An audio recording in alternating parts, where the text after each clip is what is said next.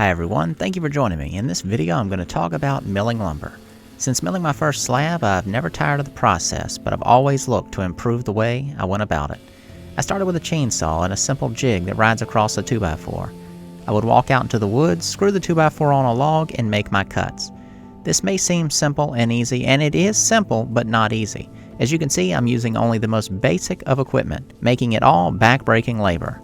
I later found a local fellow with a bandsaw mill, but I still had the issue of getting the logs to him. But once the logs were there, making the lumber was easy with the use of a hydraulic mill. In the meantime, I added a Granberg mill to my arsenal, more commonly known as an Alaskan chainsaw mill. These simple contraptions allow you to make passes across logs much more easily and accurately than the original chainsaw milling attachment I had been using.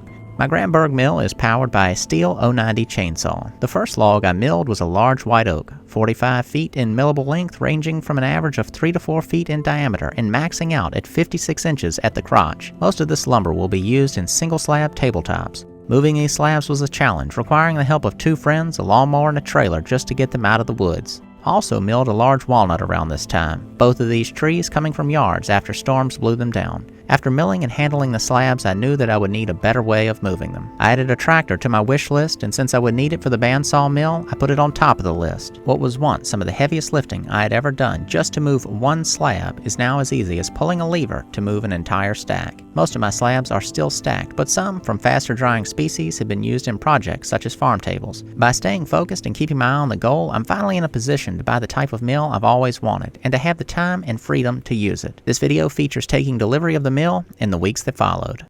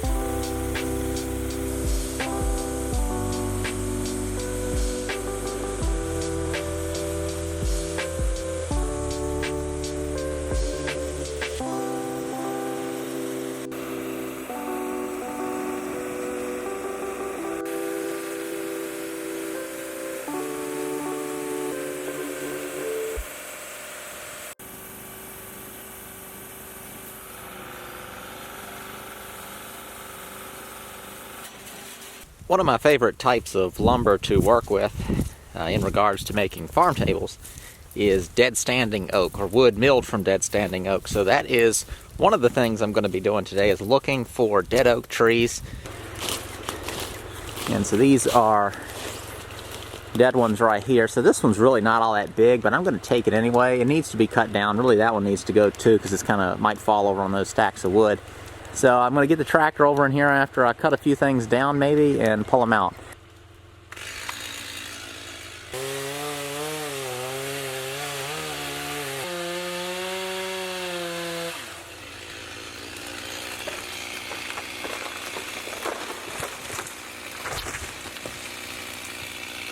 So there's the base. I'd say it's 14 to 16 inches in diameter.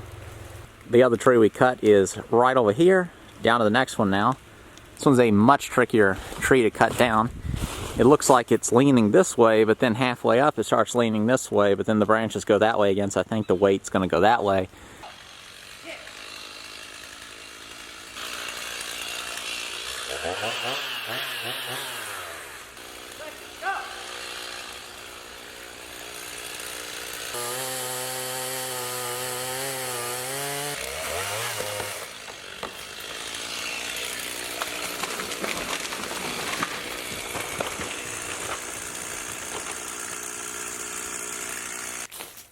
surprised me a little bit.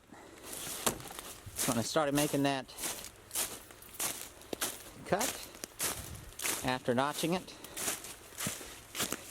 I made it that far into the tree. Barely even got through the bark. You can see that's only about an inch into the wood before that tree broke like that.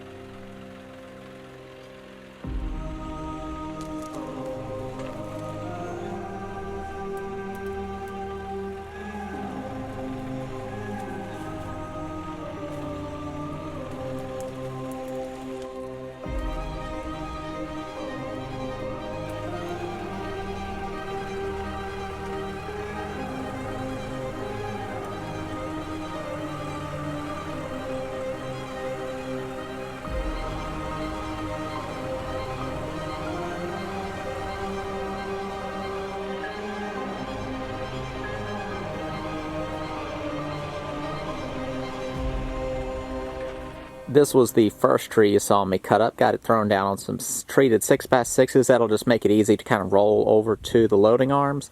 Again, these are a foot to kind of 14 inches or so. And then that second tree, I got 3 usable sections. Now, I mean, this is really small as far as the mill's capacity, but I'll be able to get some really decent, I think, between 1x6 and 1x8s out of these. I could take wider ones right out the center, but, you know, pretty safe to say I could get some 1x8s out of this stuff. Good, usable, general purpose lumber for farm tables and flooring and all that kind of thing. I'm sort of in some of my shop buildings that are going to be up here. I'm going to be doing oak flooring, so I'm going to have a lot of this, you know, available for that or farm tables. Next, I'm going over here and going to be grabbing a really big tree. It's a big dead tree, and bringing that over as well. A couple years ago, when this area got logged, all the way down here, there was there's a couple of really big willow oak trees, and so all this was just implanted pines. This was a few we just left to just leave them for fun, see how big they get over time. Wind may blow them down, and if they do that, I'll mill them up. But we got them to cut down one of those big oaks that had died and drug it up here with the skidder. It's not huge, I'll measure it in a minute, but we're looking at probably 30 inches right there, and it's big for about, well, probably 16 feet, but about 12 feet where it's at sort of its biggest. So I'm going to cut this into some sort of sections, and then I'll probably take them back one at a time. They're pretty wet. I mean, it's dead, obviously, but it's soaked up a lot of water. If I come and grab this side and pick up on it in the tractor, it's too heavy to pick it up. I mean, it goes pretty far down in there, so this is a big tree. So this is going to be pretty cool. So this is sort of, I'd say, sentimental wood, and I'll end up making some sort of furniture out of this that I keep. So we've got some different cabin ideas. One of them that would go somewhere right around in here, and it'd be cool to have all this milled up and drying to where if and when that cabin does get finished, we'll make all of the furniture for inside the cabin out of this log here.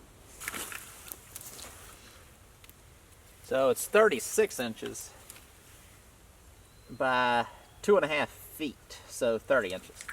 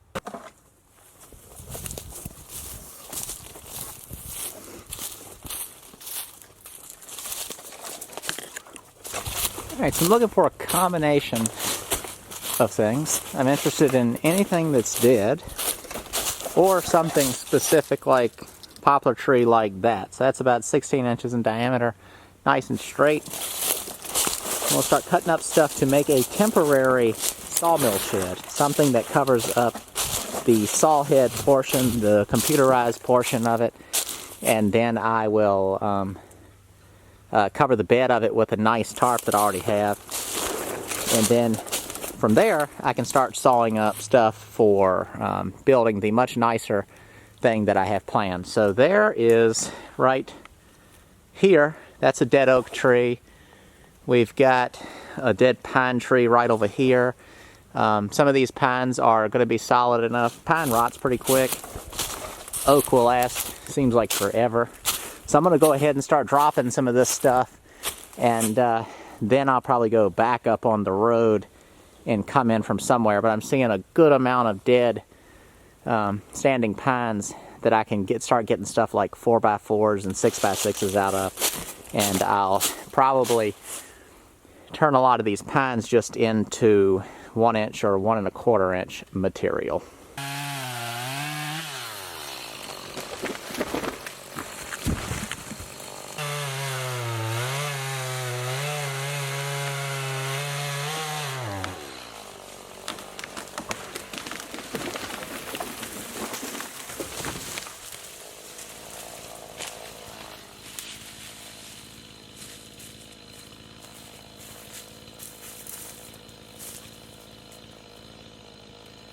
After my little incident with the branch yesterday, decided to leave the camera behind and go out and just get some stuff done. Trying to be a little slower, a little more cautious about the way I was doing things, plan it out a little better, and that was a much nicer experience.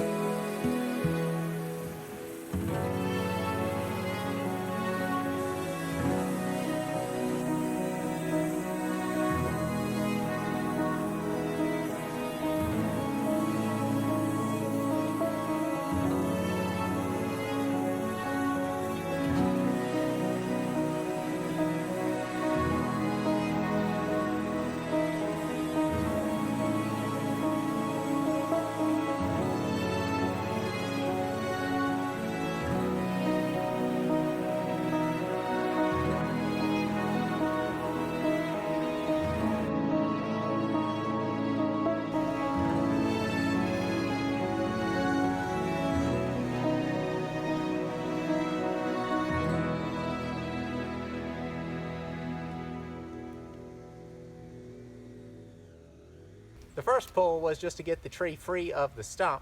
Now I'm going to pull it this way, which will make it hopefully drop out of the tree.